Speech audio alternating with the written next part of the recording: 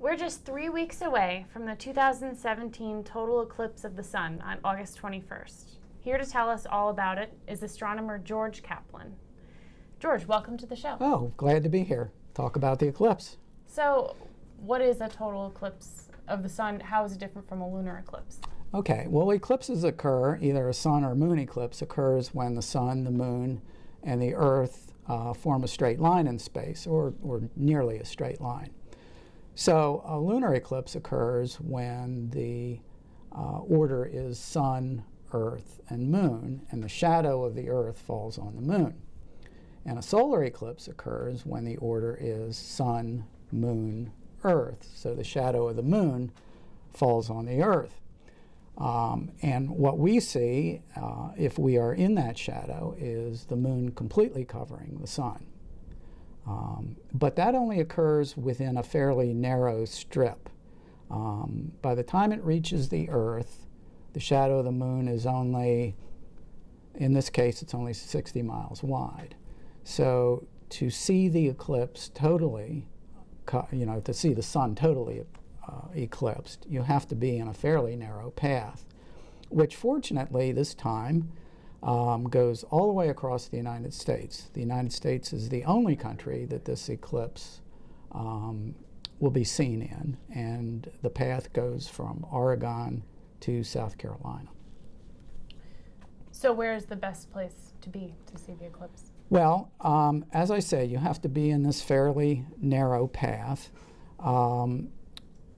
Generally speaking, the better weather prospects are toward the west. In Oregon, Idaho, Wyoming, and Nebraska, where it's drier, and you're at a higher altitude than we are here. The other advantage of going west is that the eclipse occurs earlier in the day, so that there's less time for buildup of afternoon summer clouds. Okay.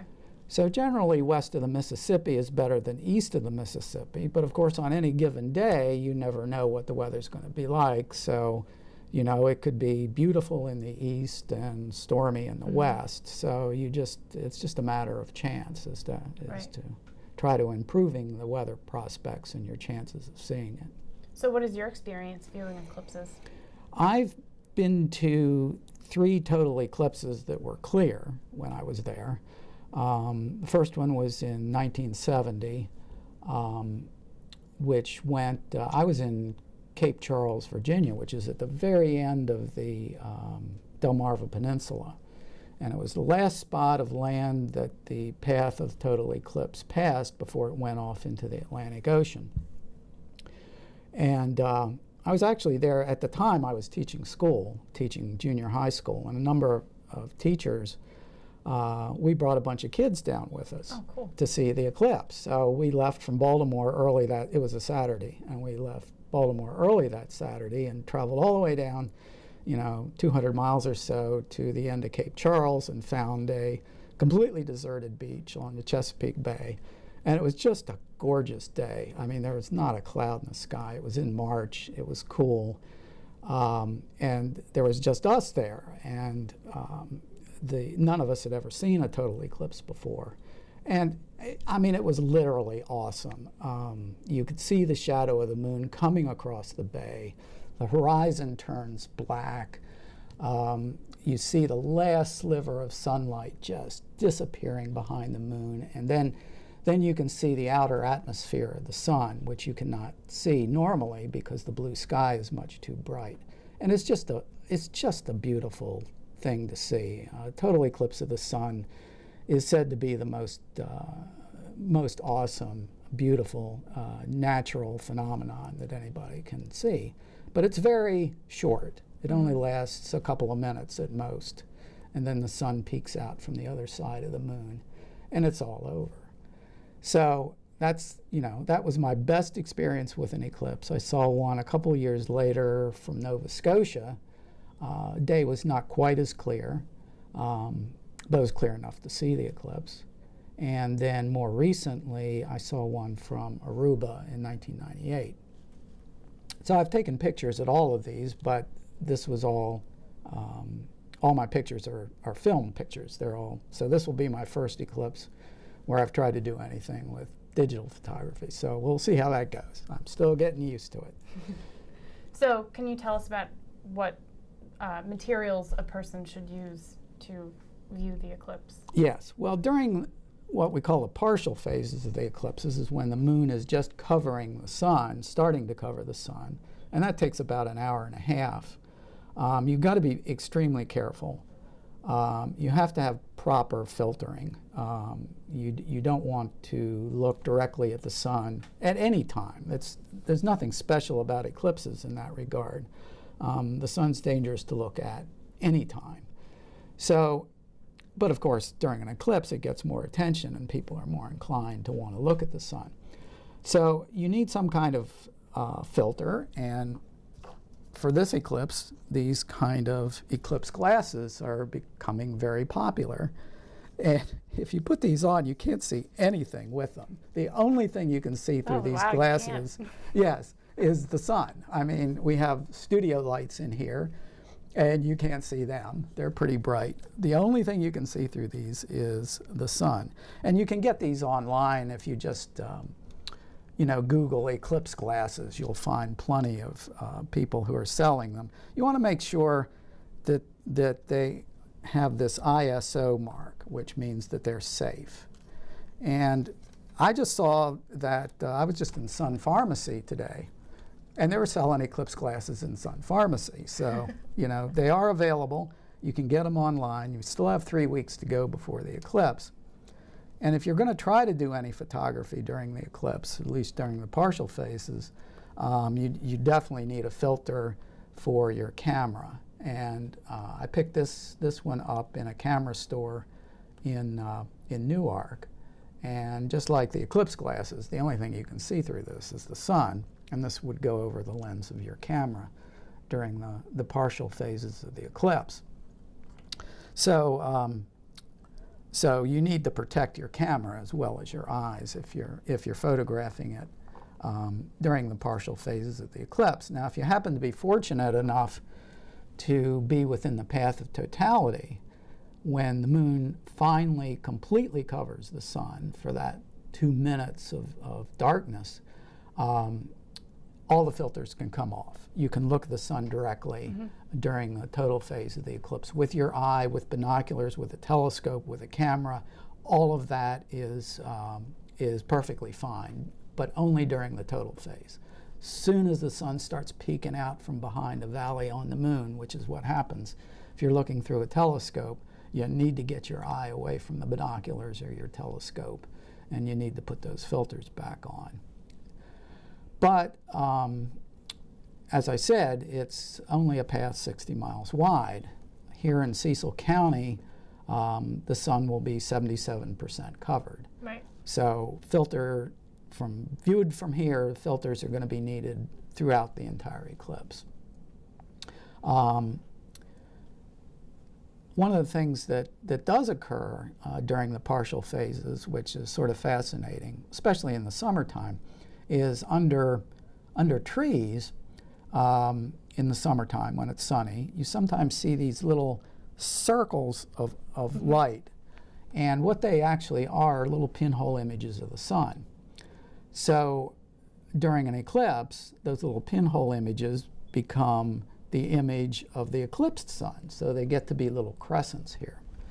So with the sun 77% covered in Cecil County, this will be at about 2:45 in the afternoon on the 21st. The sun will be a sort of a fat crescent, I would describe it as.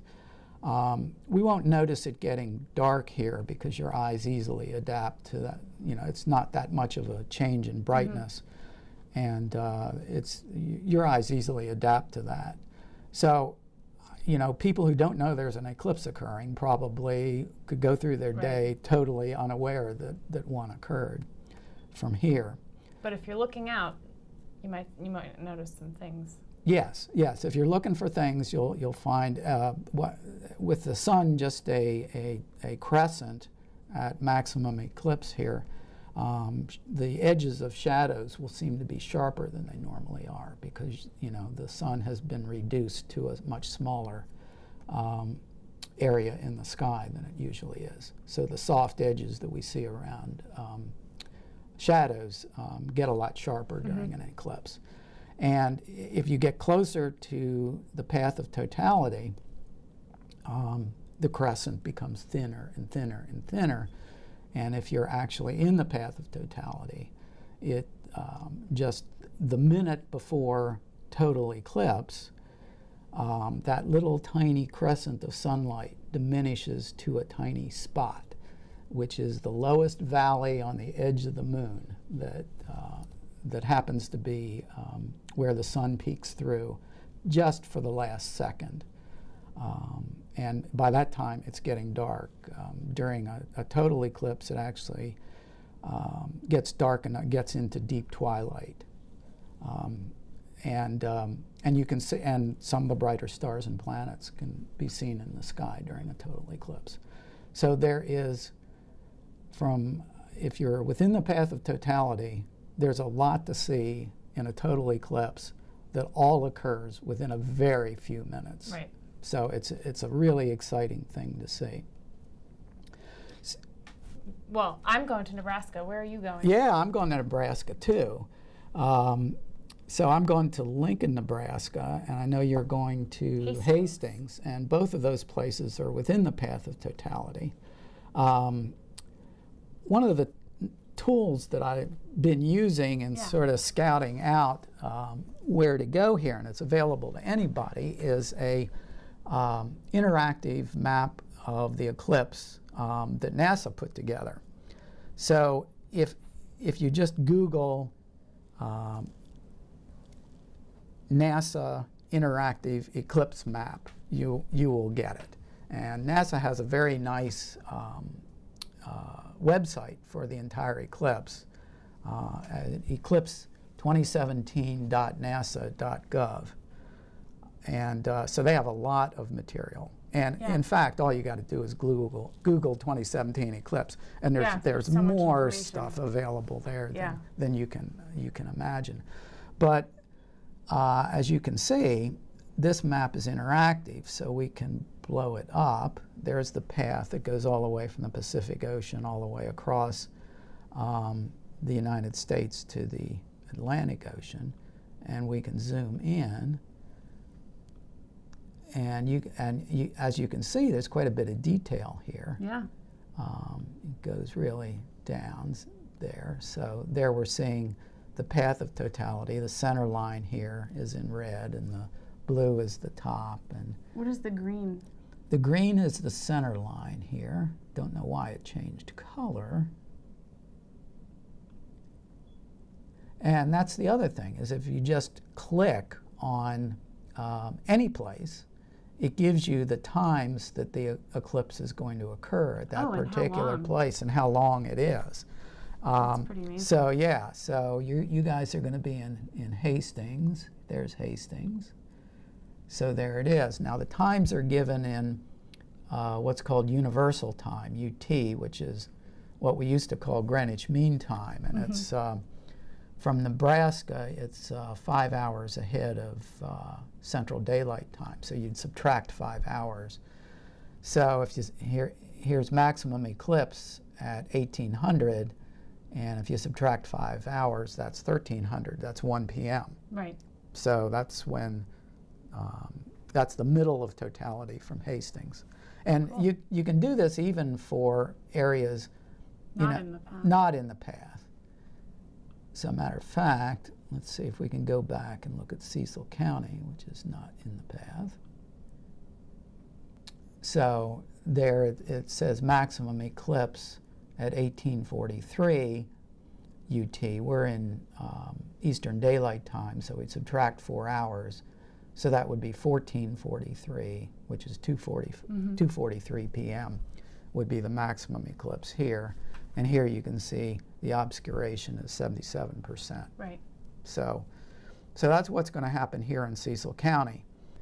Well, thank you so much. Sure. For being here and showing us this map. Yep, I get excited about these things, as you can tell. So, because I've been to 3 of them, they've all been wonderful experiences for me. And yeah, I can't wait. Yeah, so it's going to be good.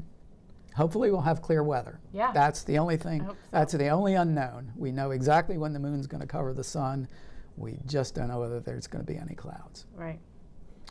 Well, thank you again. Sure. I enjoyed it. Thanks.